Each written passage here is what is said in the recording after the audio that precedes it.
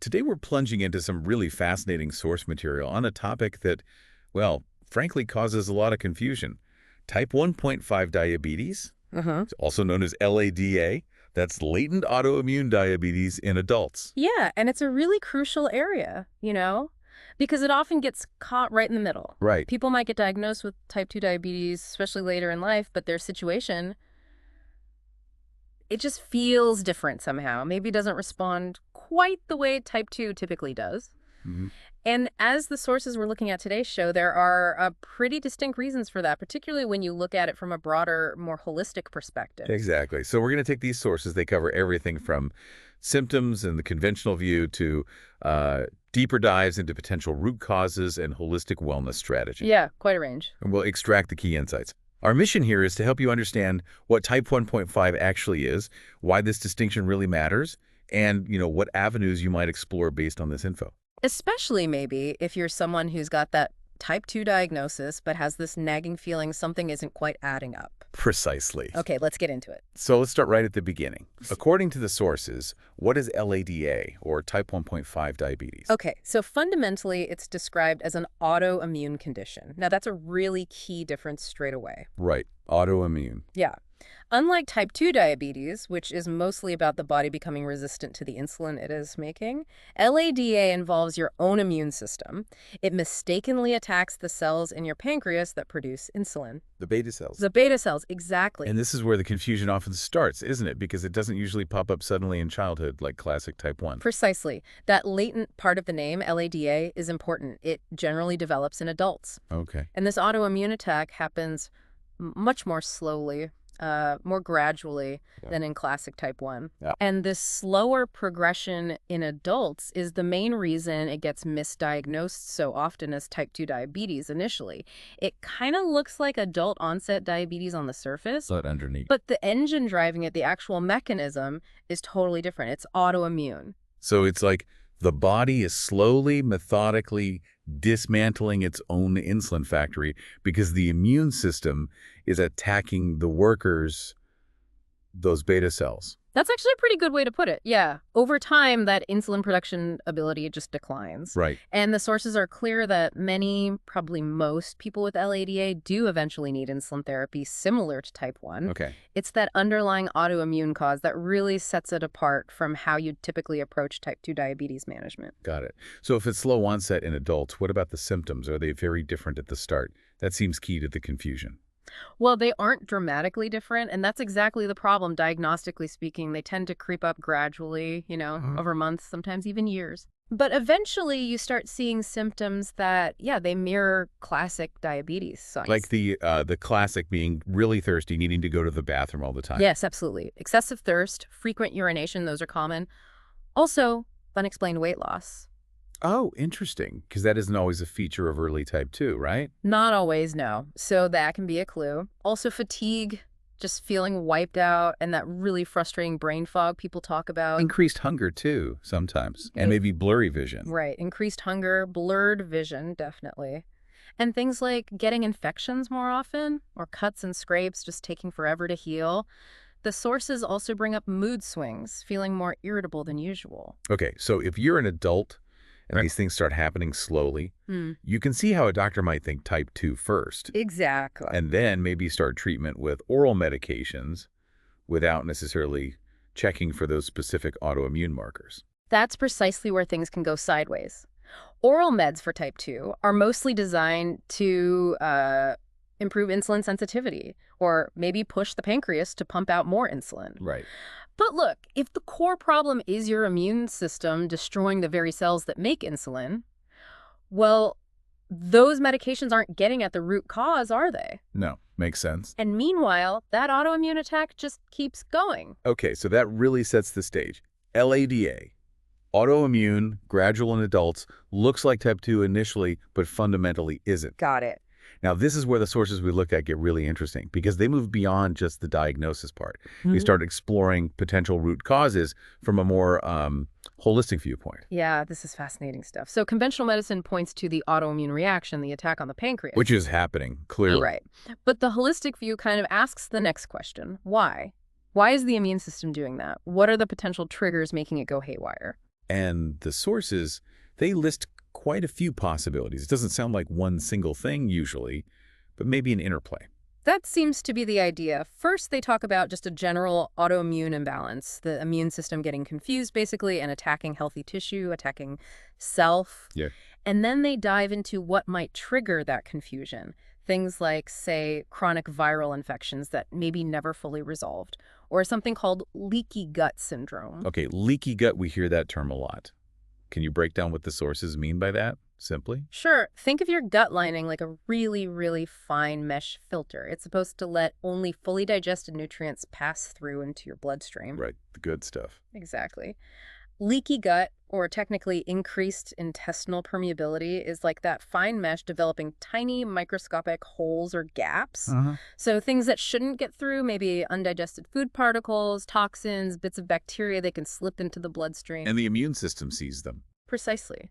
Your immune system, a huge part of which hangs out right around your gut, sees these things as foreign invaders and goes on high alert. It ramps up its response. Okay. And the theory is, over time, that constant hypervigilance, that chronic inflammation, can lead to the immune system getting confused and misidentifying your own body tissues, like those pancreatic beta cells, as enemies, too. Wow. So the state of your gut lining could actually potentially trigger an autoimmune reaction somewhere else entirely, like the pancreas. That's a key concept in this holistic perspective, yes. Yep. The sources also flag specific triggers like gluten sensitivity. They note it seems surprisingly common in folks with type 1 and also LADA. Interesting. Gluten again. Yeah. And they mention other potential burdens like heavy metal toxicity, like mercury maybe, or exposure to certain chemicals that could overload the system and contribute. And this next one feels really significant: chronic stress and emotional trauma. Oh, definitely. The sources make a strong connection here. They draw on psychoneuroimmunology, basically, the science of how your mind, your nervous system, and your immune system are all deeply intertwined. It's all connected. It really is. They explain how long-term unresolved stress or significant past trauma can keep your nervous system kind of stuck in fight or flight. Yeah. That floods your body with stress hormones like cortisol. And over time, this can dysregulate your immune system, making it either overactive or just confused, potentially setting the stage for autoimmunity. They even reference people like Gabor Mate, who studies trauma's impact on health. So it's not just like, oh, stress makes my blood sugar worse. It might be that chronic stress or trauma could literally be part of the trigger mechanism that starts the immune attack in the first place. That's exactly the perspective these sources explore, that these deep emotional and physiological states can create the fertile ground, let's say, for autoimmunity to develop, especially in someone who might already have a genetic susceptibility. Right. Which brings us to genes. Yeah. Is there a genetic piece that makes some people more prone to LADA? Yes, the sources do mention genetic susceptibility. There are certain genetic markers, like specific HLA types, that are known to be associated with a higher risk of autoimmune conditions in general. Okay. But, and this is really crucial in the sources, the message is that your genes are not your destiny, not by a long shot. Right. It's predisposition, not prediction. Exactly. These genes might create a predisposition, a vulnerability, but it's often environmental factors, things like gut health, stress levels, infections, toxins. Those are often the things that actually pull the trigger or switch on that autoimmune process. And those environmental triggers could be things we encounter every day. Very possibly. The sources give examples like BPA, from plastics, or glyphosate, which is a super common herbicide, mercury exposure again, and they even touch on the potential impact of EMS, electromagnetic fields. The thinking is that these things add to the body's overall toxic load, potentially disrupting immune function and maybe playing a role in why we're seeing rising rates of autoimmune diseases generally. So putting all that together, you've got potential genetic vulnerability, maybe some gut issues, exposure to infections or toxins, and the profound impact of chronic stress or trauma. It paints a much more complex, interconnected picture of why the immune system might go rogue and attack the pancreas. It really does. It suggests it's more of a whole system issue, not just one isolated thing going wrong in the pancreas itself. That's the core insight from that holistic view presented in the sources. It's about looking for and trying to address these deeper underlying imbalances that might be creating the conditions for autoimmunity. Right.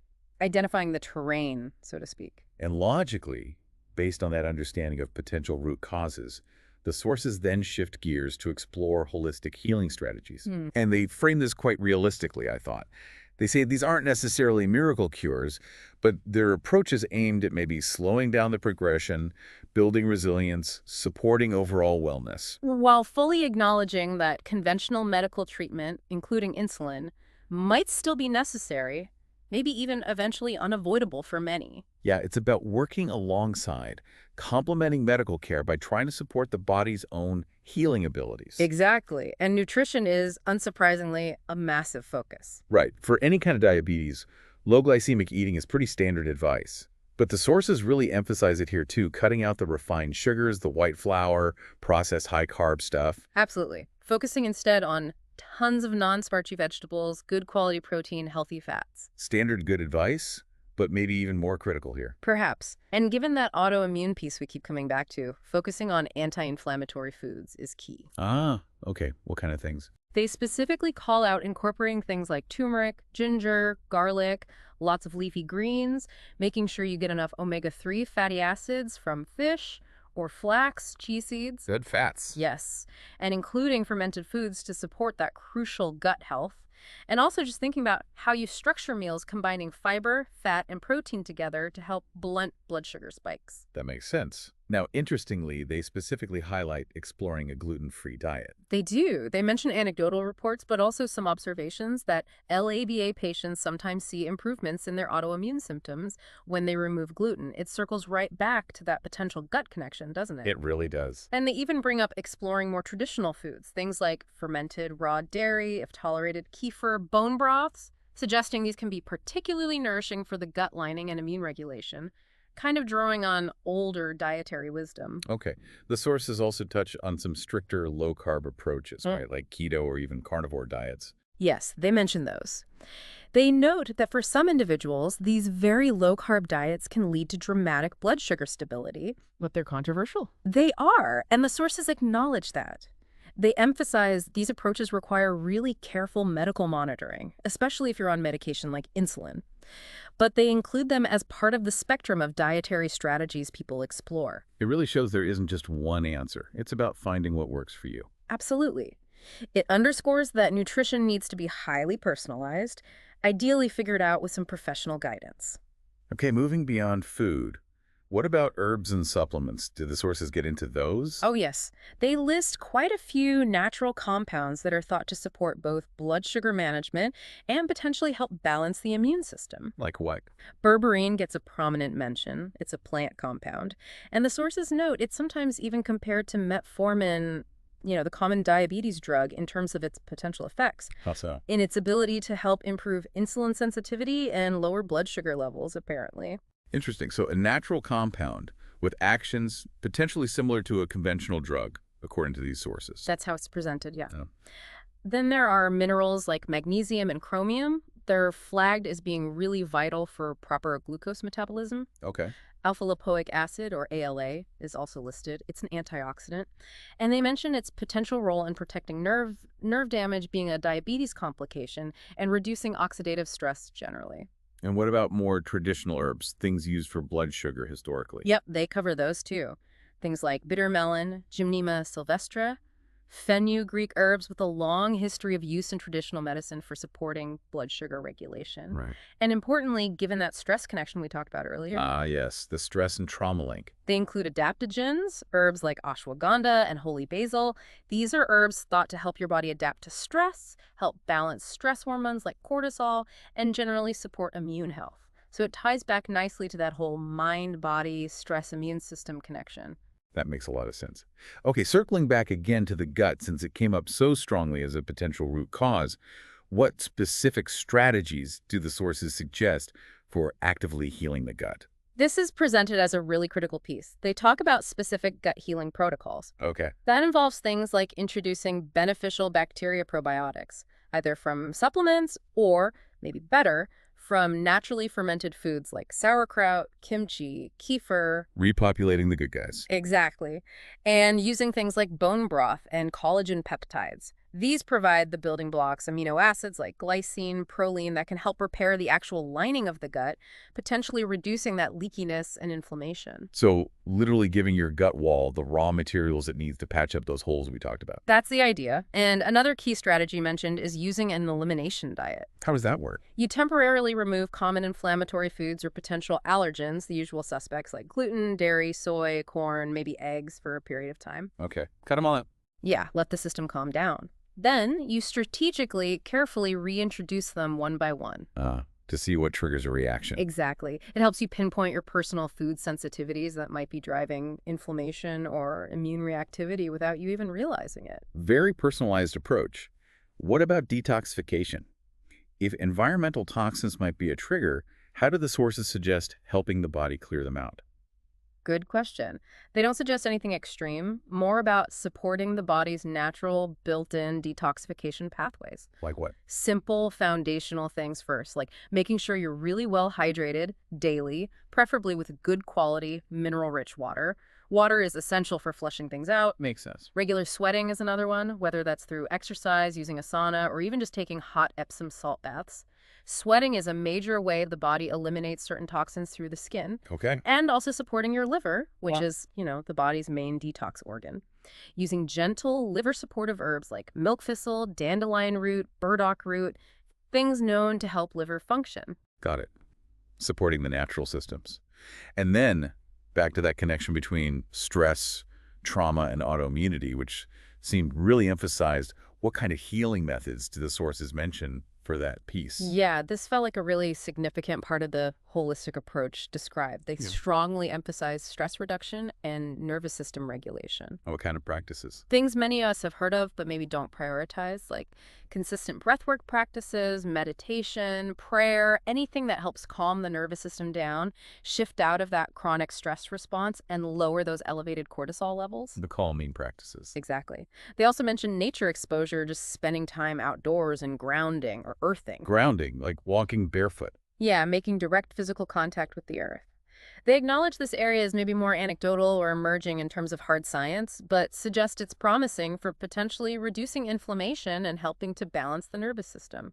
Worth exploring. Interesting. And did they mention explicitly addressing past trauma? They did. The sources bring up things like somatic healing techniques, therapies that work directly with the body's stored experiences, and other trauma-informed therapies. Again, linking back to the idea, like from Gabor Mate's work, that resolving stored trauma held in the body and nervous system can actually lessen the physiological burden that might be contributing to autoimmune dysfunction. Wow. It really reinforces that holistic view. Mind, emotions, body, nervous system, they're all completely inseparable when it comes to health and illness. So it's not just about fixing the physical symptoms. It's addressing the whole landscape, emotional, nervous system state, everything. That's the strong implication. And finally, of course, there's the physical aspect, movement, and exercise. Right, crucial for anyone with diabetes. Right. But how does it fit into this LADA picture specifically? Well, the basics still apply and are super important.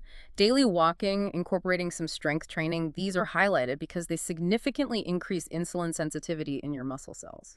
Meaning your cells get better at taking up glucose from the blood. Exactly. They help your body use glucose more efficiently, which is obviously beneficial. And other types of movement. They mention things like yoga and stretching, too. These are great not just for flexibility, but also for reducing stress. There's that nervous system regulation link again, and they also help stimulate metabolism and circulation. So it's really a multi-layered approach to movement, covering different needs. It really is comprehensive when you lay it all out like that. Yeah. And a key thread running through all these strategies in the sources seems to be the importance of tracking, monitoring, and tailoring everything to you, the individual. Absolutely crucial. You can't manage what you don't measure, right? You need tools to understand your own personal triggers and how your body is responding to different things. Like using a continuous glucose monitor, a CGM. Yeah, a CGM can be incredibly insightful, or even just consistent finger stick testing. These tools let you see, often in near real time, the impact of specific foods you eat, or how stress affects you, or what happens after exercise. It gives you that direct feedback loop. Yeah. Totally. And they also highly recommend keeping some kind of health journal.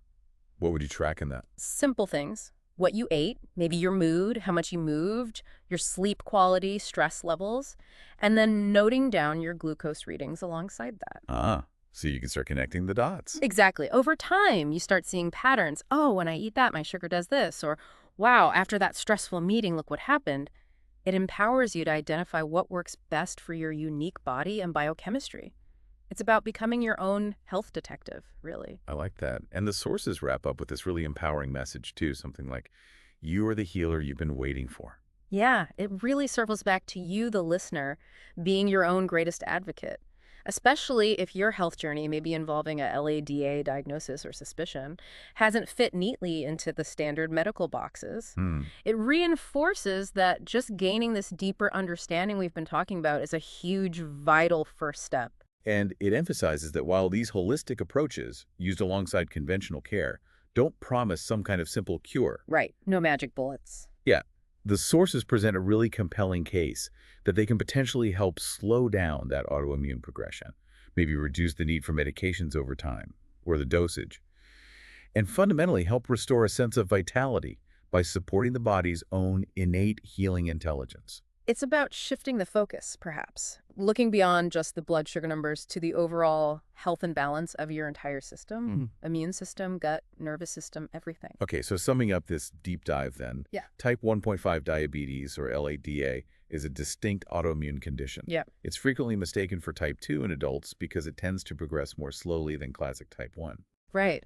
And while the symptoms eventually look like typical diabetes symptoms, exploring those potential root causes highlighted in the sources, things like autoimmune triggers, gut health issues, genetics, environmental exposures, and the really profound impact of stress and trauma, offers a much deeper, more nuanced understanding than just the conventional view alone might provide. And the sources strongly suggest that while conventional treatment, like insulin, is often essential and necessary, integrating that care with comprehensive holistic strategies. Strategies focusing on things like targeted anti-inflammatory nutrition, specific gut healing protocols, supporting detoxification pathways, active stress management and nervous system regulation, mindful movement. And that crucial piece of careful tracking and personalization. Yes. All of that together provides a really powerful framework, a framework for supporting your overall wellness, building resilience, and potentially positively influencing the long-term course of the condition. It really is about empowering yourself, isn't it? To explore every possible avenue for supporting your health journey. Absolutely. Okay, so given the really significant role the sources highlighted for the gut microbiome and also those various environmental triggers, here's a final thought to leave you with. What aspects of your own daily environment, the food you eat, the products you use, the air you breathe, maybe even your stress environment, might be silently influencing your health, perhaps contributing to underlying inflammation or immune imbalance, even if right now you're mainly focused just on your glucose levels? Something to ponder.